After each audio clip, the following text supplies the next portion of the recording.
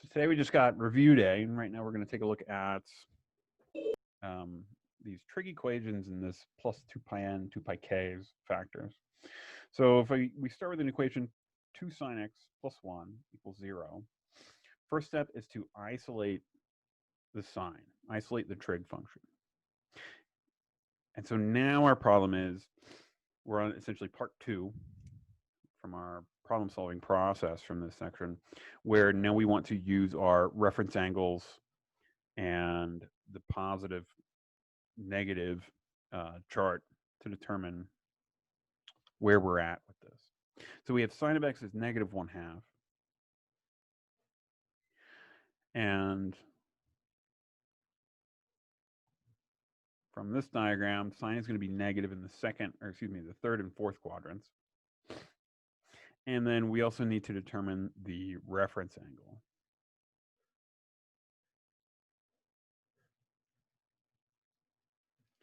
So our reference angle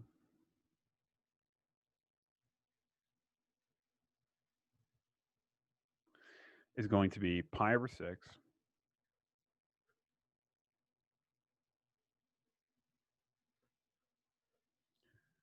and then we need quadrants 3 and 4.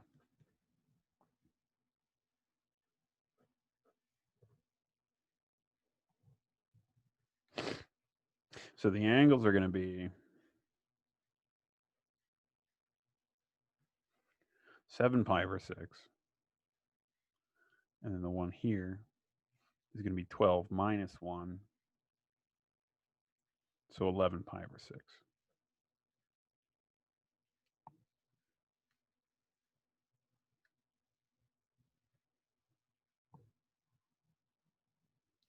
Now, the thing is, though, that we always want to add this plus 2 pi n or 2 pi k for a general solution. And that's, again, because this angle works, but it's really any angle that is in this position. So I could have 7 pi over 6, or I could add 2 pi. And that'd be 2 pi times 1. Or I could add 2 pi again, and that'd be 7 pi over 6 plus 2 pi times 2. So it just depends on how many times we want to wrap around the circle. And every time we do wrap around the circle and end up in this position again, we will have a valid angle that satisfies our equation. So if we change it a little bit and have, let's say, a 4x,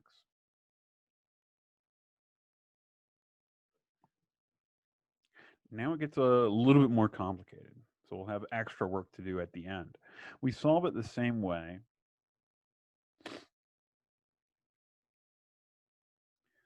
And now we will get not that x is equal to 7 pi over 6, but the argument, the 4x, is 7 pi over 6 and 11 pi over 6. And likewise, again, we can wrap around the circle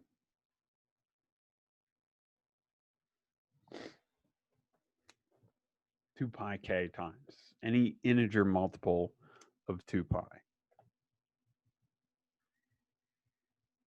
So when do you not add the 2 pi k? So if it's asking for a specific angle, say the largest or the smallest, then you don't necessarily need the 2 pi k, but you might need it. It's almost always helpful to start with it and then write out the possible answers that you can deduce from that. So I'll show you what I'm talking about. So let's say when we solve this, we'll get x is equal to 7 pi over 24 plus, we'll have 2 pi k divided by 4, which will just be pi k over 2.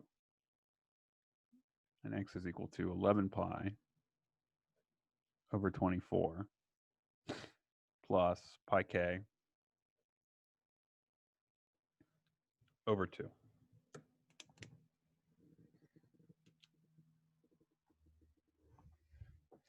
And so if we were looking for specific solutions between, say, 0 and 2 pi, so let's rewrite these. So we've got 7 pi over 24 plus pi k over 2 and 11 pi over 24 plus pi k over 2. And if we had something like find all solutions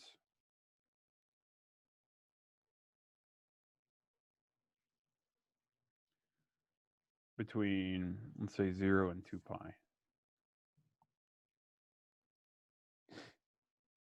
Now, I mean, our answer is not going to include this now because we're looking for a specific set of solutions, but it's almost always helpful to have this. If you're doing a trig equation, I would always recommend including the 2 pi k or pi k if you're using tangents in the solution.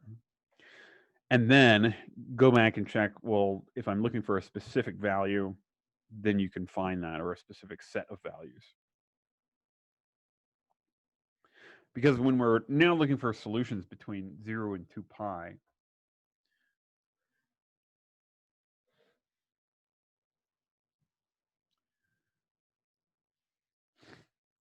we can, so since we're starting at 0, k being 0 is, well, maybe not the best.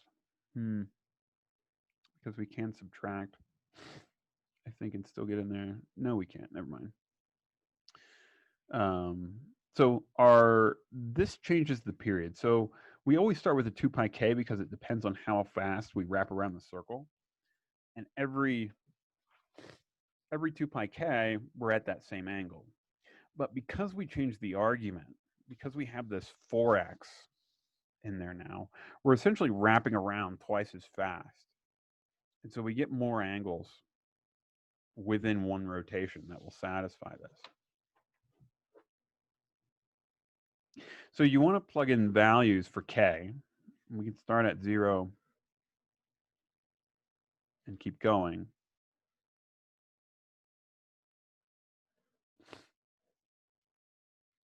And we want to essentially just keep computing these values.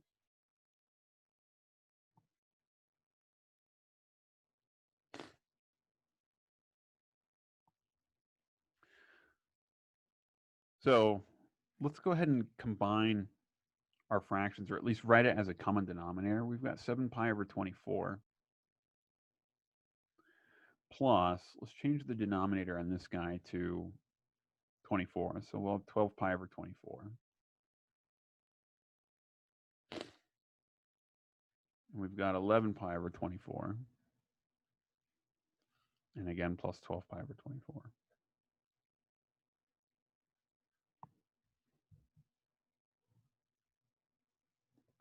And the reason I do that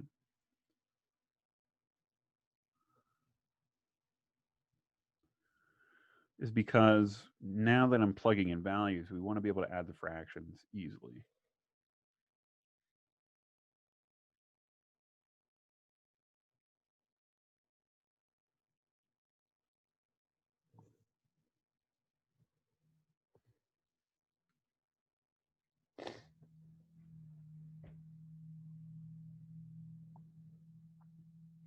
So when k is 0, we'll get our initial solutions.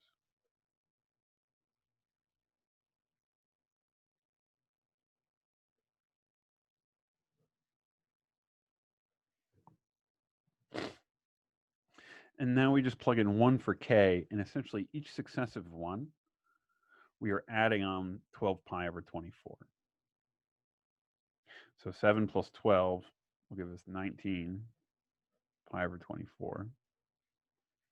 Add 12 more, we'll get 31. Add 12 more, we're at 43. And what's going to happen if we add 12 more? We'll be at 55. How do I know I can stop there?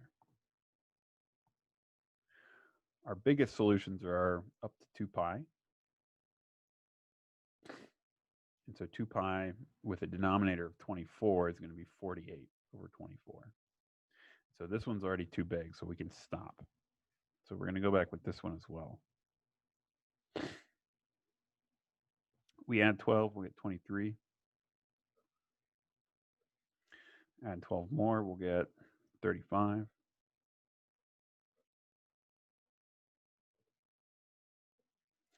Add 12 more, we're at 47. And if we added 12 more, we'd be too high, so 59.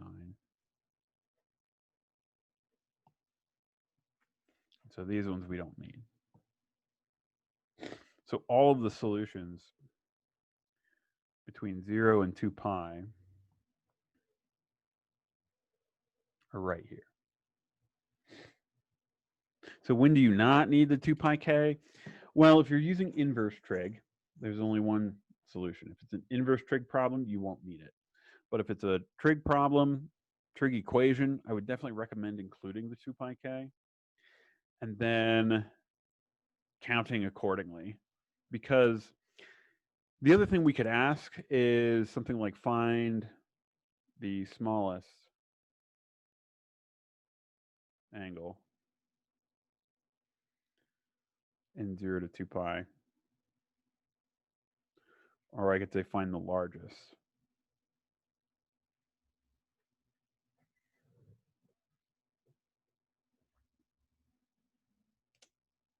So how would you do that if this was all the question asked? You don't necessarily need the 2 pi k because it's not going to be in your answer. However, you do just want to be careful because that period defined by the 2 pi k is going to adjust according to the multiple in front of the x.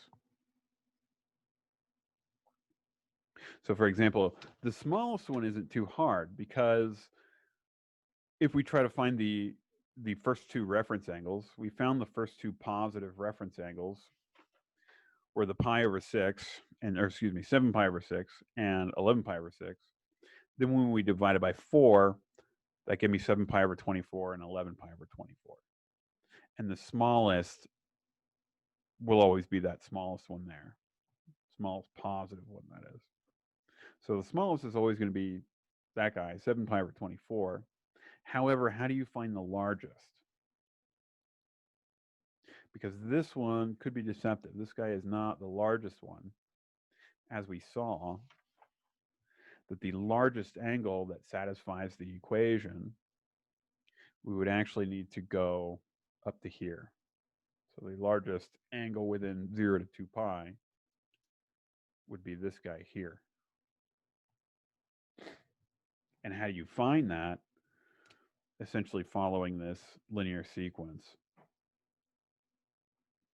You would start with the two initial angles we found, and then the key thing is the fact that we're not just adding 2 pi k now. Because the period was adjusted, we're adding pi over 2k.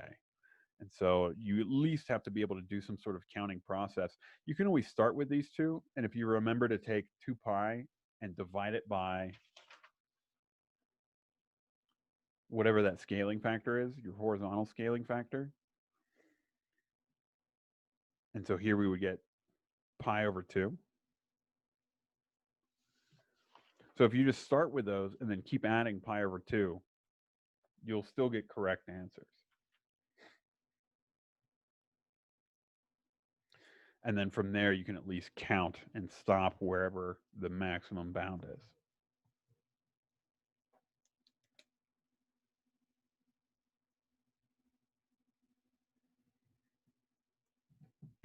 Other questions?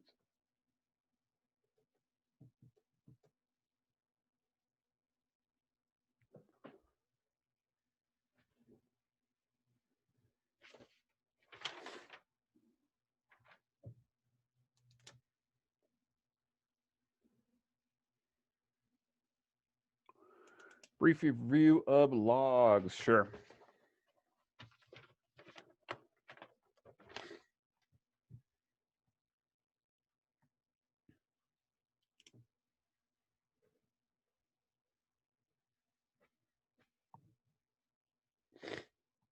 So things to remember about logs. Here, let's write it this way. If we have y is equal to log base b of x, that is equivalent to writing x is equal to b to the y. Biggest thing about logs. Logs are the inverse operation to exponentials.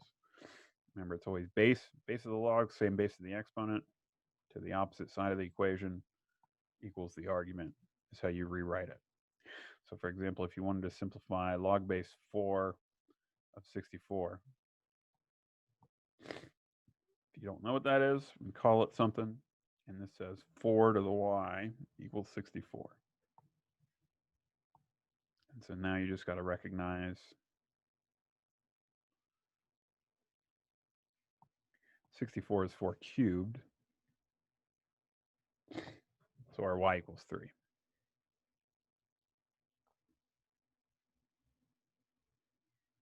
Of course, we've got natural log, base e, and if we don't put a base, it means base 10. And then we've got things like these rules. So log of a times b, product inside the logs, sum outside the logs,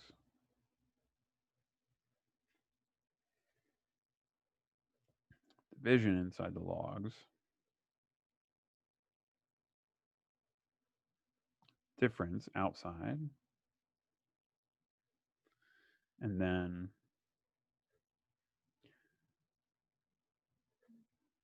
if you've got an exponent, turns exponentiation into multiplication. So exponentiation inside the logs is multiplication outside of the logs.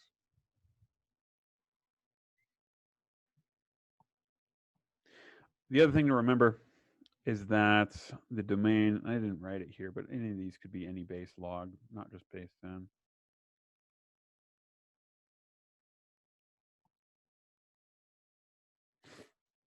The domain of a logarithm, 0 to infinity, and the range is minus infinity to infinity.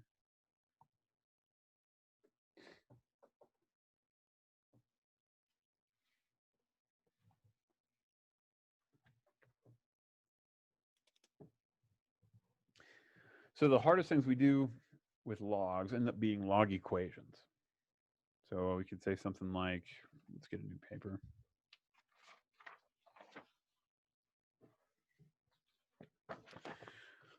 We can do a couple actually. Let's do one with finding the domain because it's always tricky for a lot of people.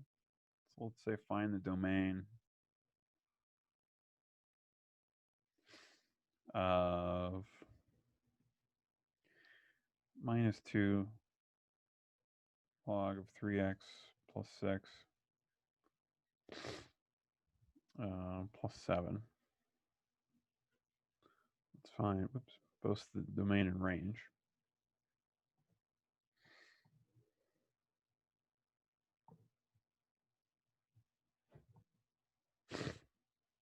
So the domain always is determined by the inside. Inside of a log has to be greater than 0.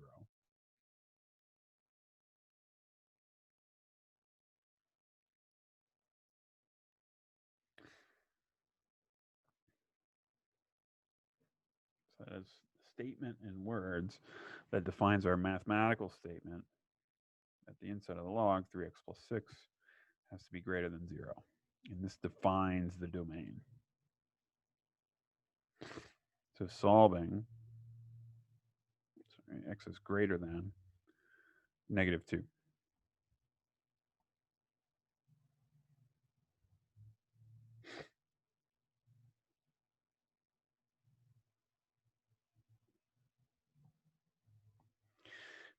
Interval notation, -2 to infinity. So that's our domain.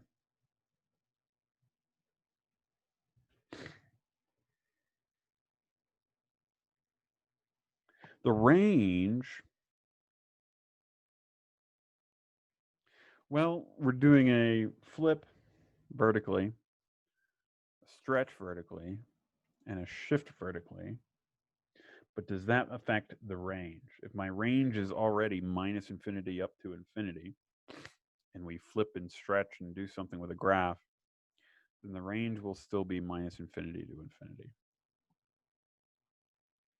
So for logs, you're not going to change the range by doing any sort of linear transformations. You'd have to like square the whole thing or do something fancy.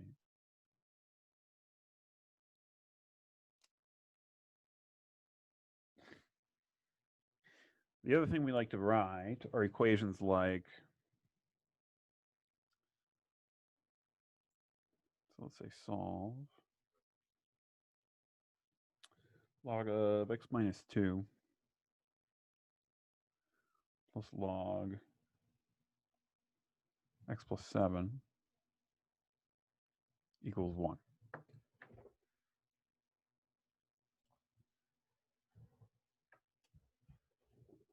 So here we want to use all of the properties of logs that we need to essentially get rid of the logs. And just like with that initial example, the most basic things we do are essentially converting logs into exponential equations. We always want to be able to isolate the log. Same thing we do with trig as well.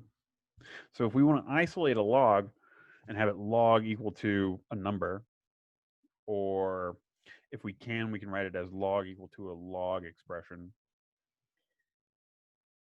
But in this case, because we have these numbers, ideally we want to be able to combine our logs. So we've got addition outside logs. It means it's going to turn into multiplication inside of the log. So remember to keep things in parentheses, especially if there's algebraic expressions and not just numbers inside the logs, because we're going to have to FOIL that out. Oop, equals 1, excuse me. Getting ahead of myself. And then the next step, remember this is a log base 10. So how do we get rid of the logs? This is 10 to the 1 equals the argument. So x minus 2 times x plus 7 equals 10 to the 1, or 10. We've gotten rid of the logs, and now we've just got a basic quadratic equation. So let's go ahead and solve that guy. We will have x squared. We've got minus 2x plus 7. Give us plus 5x. Minus 14 equals 10. Subtract the 10.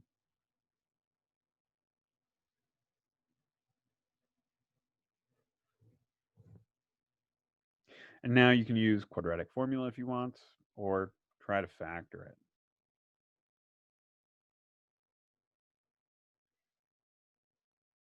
So 8 and 3 give us a difference of 5.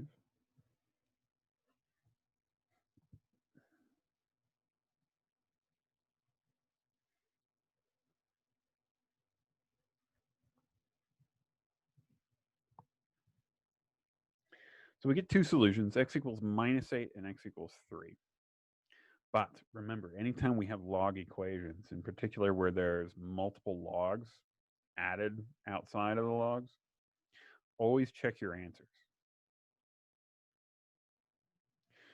Because what's going to happen if we plug in negative 8? If I try to plug in negative 8 to this original expression, it'll say log of negative 10 plus log of negative 1. And we cannot have a negative number inside the log. I can't have log of negative 1, log of negative 10 either. Those don't make sense. So we have to throw this guy out. And then we want to check the other one as well. Sometimes you have to throw out both. So x equals 3. If I plug it in here, we'll get log of 1. That's fine. Log of 1 is 0 plus log of 10 equals 1. And that's a valid equation. So this guy's good.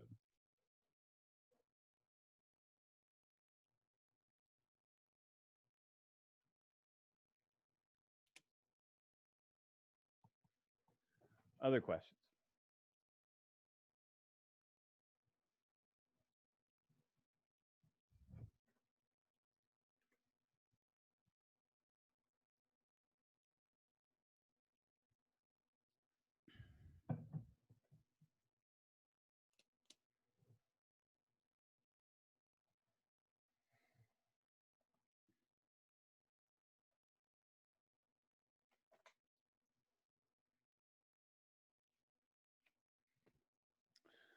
So logs, there's simplifying logs on it.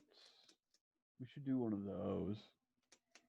Could do any of the exponentials, factoring, factor by grouping. Let's go over one of those as well, especially for cubics. I don't know if we ever got to one in class, but I think you guys did them on your homework. So while we're on logs, other things that we see with logs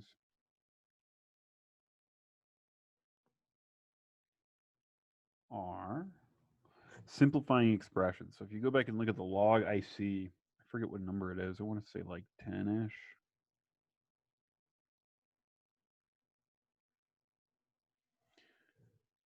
There was like a matching section with a lot of expressions that looked like this.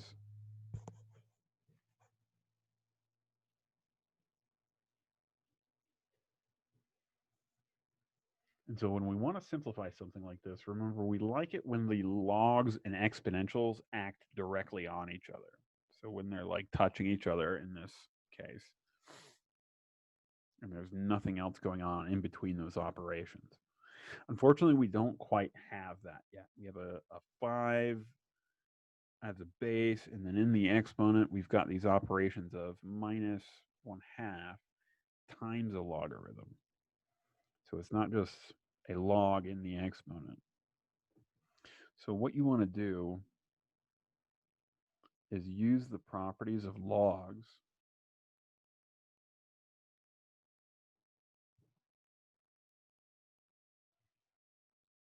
to deal with any sort of constants that might be multiplied here.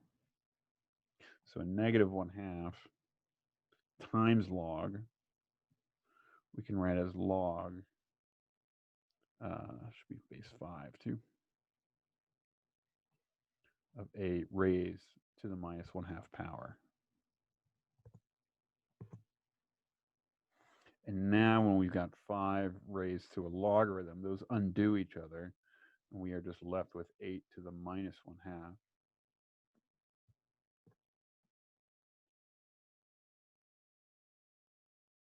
And then now you've got to be careful with simplifying. What does a negative exponent mean? What does a fractional exponent mean? So remember, a negative exponent means you make the whole thing into a fraction. And then a fractional exponent means a root, so square root of 8. And if we wanted to, we could write square root of 8 as 2 square root of 2.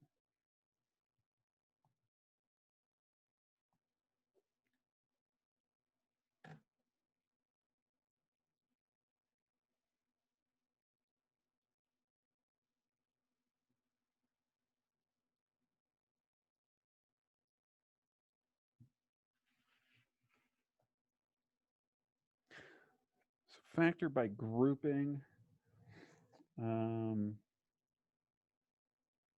Let's do this one.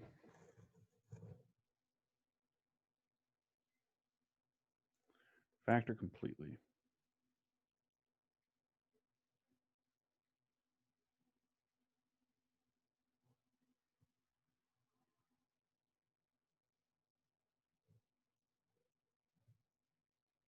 So if we give you a cubic, there's only one way you can factor it. There's only one natural way to just straight up factor it. There's these rules of synthetic division and Descartes' rule of sign and the rational root test to guess and check roots and try to guess and factor it out.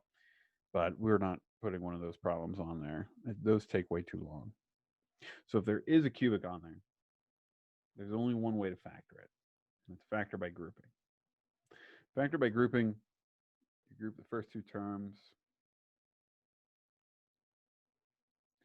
and you group the second two terms.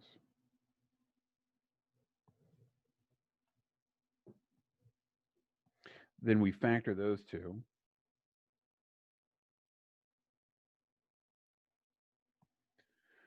And then when we factor these two, we'll factor out a -9.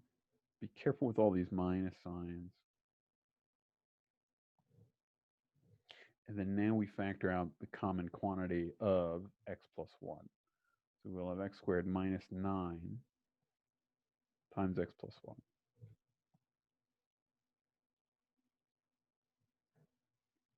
That's our initial step, sort of the harder step. Always make sure when you get to this point, though, see if you can factor anything else out. One of the terms, since it's a cubic, one of the terms should be a degree 2 polynomial. The other term should be degree 1. And the degree 2 polynomial can often factor. So here we have x squared minus 9. We can then factor that as x minus 3 times x plus 3. And then the x plus 1 still hangs out.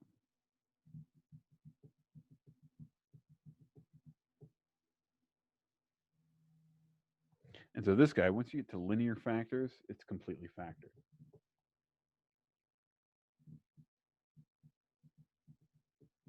There are certain situations, sometimes you can't factor this, like if it was x squared plus 9, then the quadratic wouldn't be able to be factored either. Linear factors are always prime, you can't factor them anymore. But quadratic factors, you kind of have to choose. Some can be factored into linear, some you can't factor at all.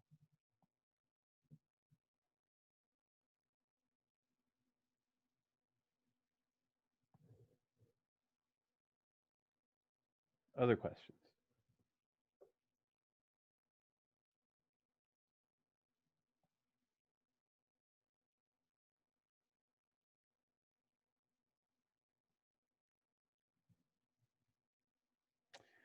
Inverses are going to be on BQ8. Inequalities.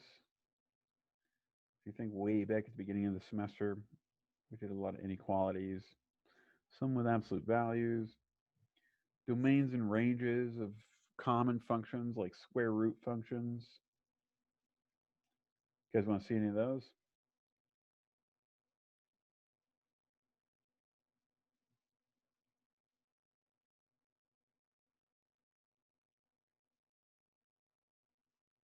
Anyone want to pick one?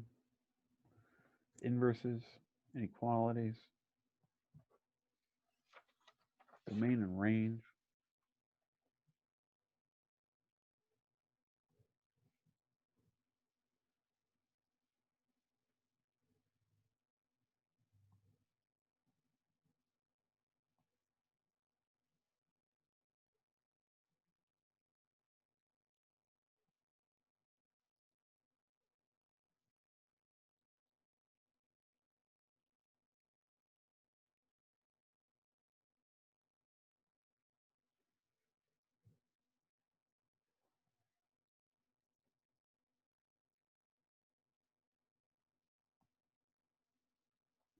So how do we find the domain and range of something like this?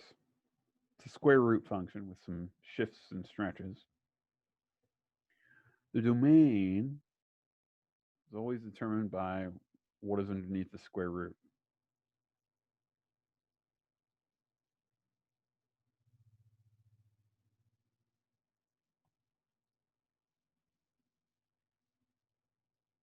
It's non-negative.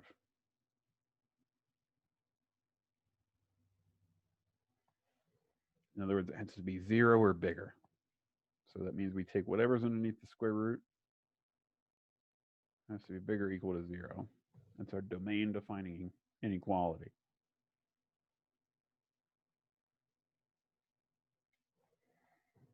So pretty simple. We get our x bigger than or equal to -5.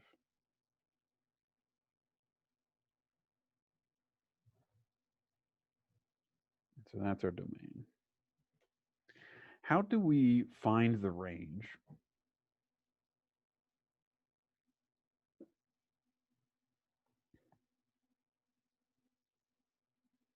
There's a couple things you can do. So the range for a square root function starts off 0 to infinity. So if we just had g of x, square root of x, the range is 0 to infinity.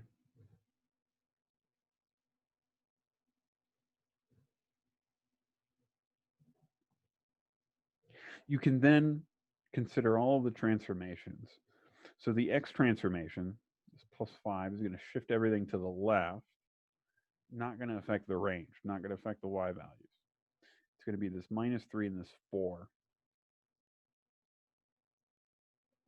So what's the minus 3 going to do? Minus 3 in particular is going to flip it upside down. So that'll make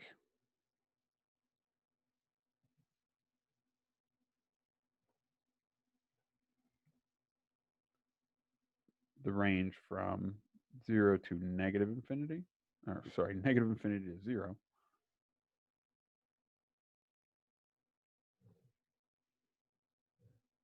And then adding 4 will shift everything up.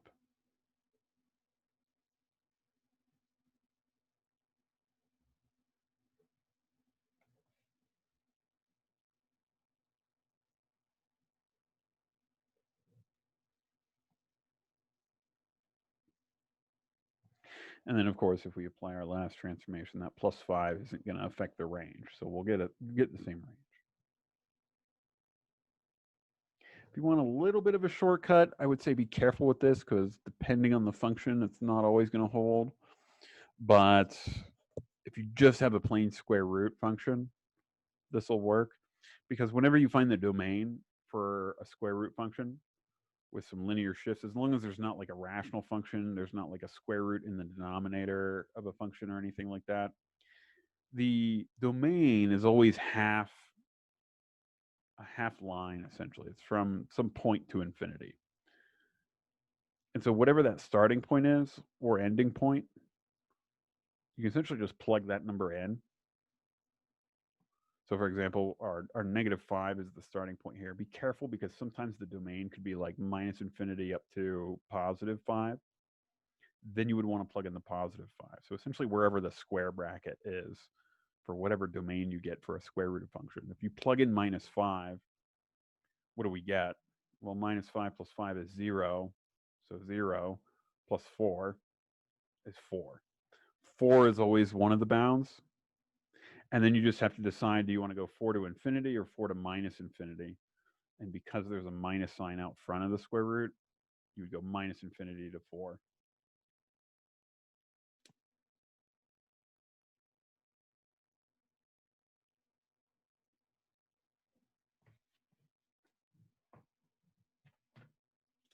Any questions?